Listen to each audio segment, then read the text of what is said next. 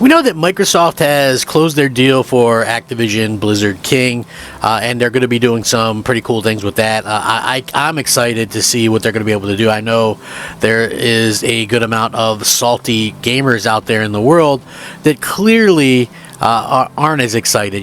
They're kind of annoyed or upset that Microsoft is able to kind of go out there and sort of afford to make these kind of moves. Like, listen, trust me. If Sony could afford any type of move like this, I think you would see them do it. I mean, there's a reason why they go after like these smaller studios and kind of talk up a situation where they honestly have they talk about it in such a way when they talk about their organic acquisitions and things like that. I think it really kind of showcases sort of what's going on. So when I look at this and I say, okay, well, how do you feel about consolidation? Look, there's going to be people out there that just don't like the idea of consolidation in video games, and I think I can understand that somewhat.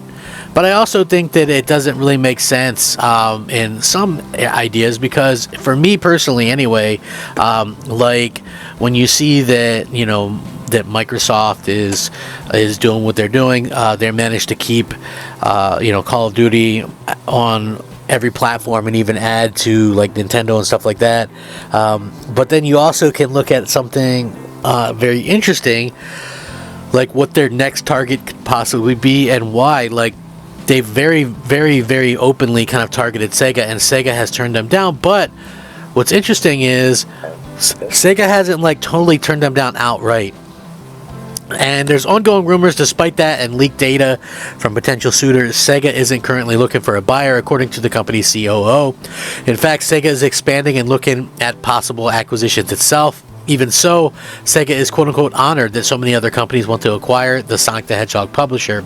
So you guys might remember earlier this year that during the Microsoft vs. FTC court battle over the tech giant's desire to buy Activision, we learned a lot about the inner workings of the companies involved. Emails revealed during the trial actually showed that in 2021, Xbox boss Phil Spencer asked Microsoft CEO Satya Nadella and Microsoft CFO Amy Hood for approval to begin talking to Sega about possibly acquiring the company. To actually help accelerate the growth of Game Pass. But according to Sega, the deal and other offers to acquire the company aren't likely to happen. In November, in an interview with CNBC, Sega's chief operating officer, Shuji Utsumi, politely but firmly dismissed the speculation that Xbox or anybody was going to buy Sega. And I quote, "Many companies are interested. We feel honored. We have attractive IPs and potentials. Companies owned by the owner, a strong owner. I don't think that kind of transition is going to happen." Sega obviously has plans to grow itself. They told CNBC that the publisher is still looking for opportunities for growth and pointed to its recent acquisitions of Rovio, the company behind Angry Birds, as an example of Sega's plans to expand. In April, Sega spent $775 million to gobble up Rovio in a deal that is still one of the weirdest moments of 2023. Elsewhere in the interview, they explained that Sega wanted to bring more of its popular games and characters to more places after the theatrical success of the live-action Sonic films. And I quote, "As I say, we are trying to be in a lot of different categories, different areas like Roblox movies." He said, "All IPs can be somewhere else other than games soon. Me, I can't wait for Persona X Sonic Netflix film." So yeah, according to this article, but I don't think that's a real thing, by the way. While Sega might be expanding and looking to grow its brands, it's also dealing with some bad news. In October, it reportedly canceled a upcoming space extraction shooter that was suggested to be the most expensive game Sega had ever made.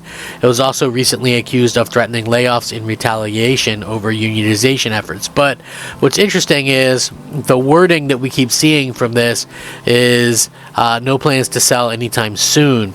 I think that's probably the wording to kind of pay most close attention to. Now, do I think Microsoft can full out and get another publisher? I don't know about that per se. I think that it would be difficult for them to actually go out and buy a publisher.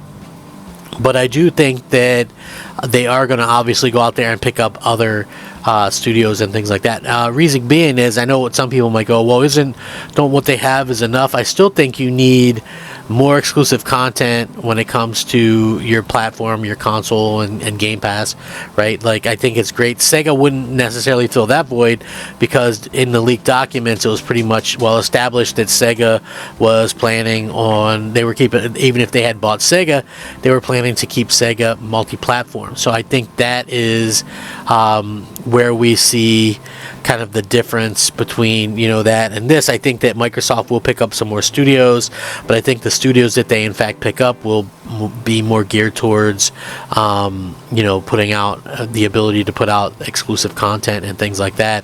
I still think they'll get some exclusive content from the you know, from the situation with you know, Activision. There's going to be some that are going to be exclusive, in my opinion, but still I think that we're going to see even more stuff from Microsoft before too long. So I'm excited for the future of Microsoft and Xbox right now. They got a lot of cool things going on.